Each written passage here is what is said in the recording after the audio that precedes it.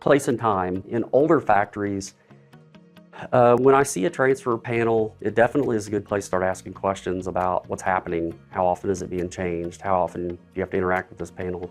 How often have you had problems? Is it occasionally a situation where somebody puts the jumper in the wrong place and suddenly you've dumped so many gallons of product or shot cleaning fluid out into a production area that you didn't aim to do that? Because those type of things will happen. I've heard stories of just put a jumper in the wrong spot, nobody knew, a valve opens, and suddenly you've got thousands of gallons of product dumped out on the floor, which along with losing the product, then you got a mess you have to clean up. It doesn't always just run down the drain. Imagine a slightly viscous sauce or something, or mashed potatoes or a pudding or something like that. You have to go in there and wash it all down and scoop it up. Sometimes you can't even put it all down the drain because there's going to be some wastewater problems from all that. So it can be a really big deal when that happens. So start asking questions around some of these problems and frequencies, and then it might start to make sense to migrate that panel to a valve cluster. It is a process. It's not hard in that people don't know how to do it.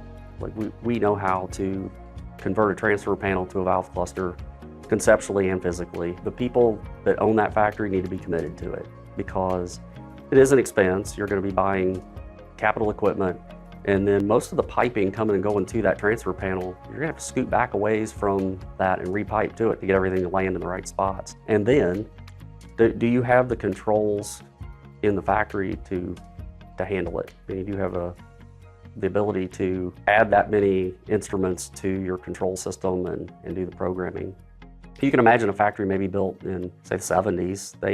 And if they haven't been continuously investing in new control systems, they just may not have technically the ability to add that into the factory.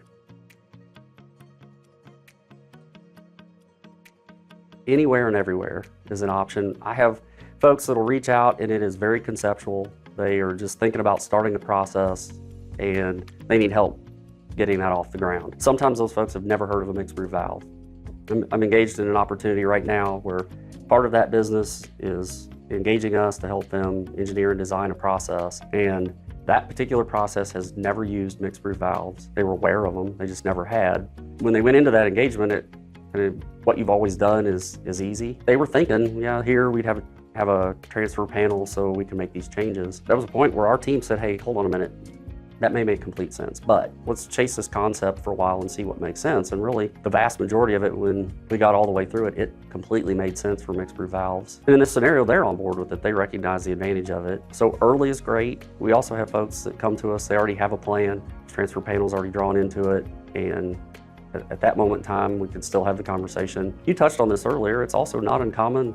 Plant's been there 25 years. There's a transfer panel and they've got problems with accidentally dumping product, accidentally mixing product, taking too much time, and they're looking to optimize. And there's been times, frankly, we've generated that, just been in the factory enough that we recognize that really is a sore subject in that factory, and we bring it up to them. There may be a transition makes sense.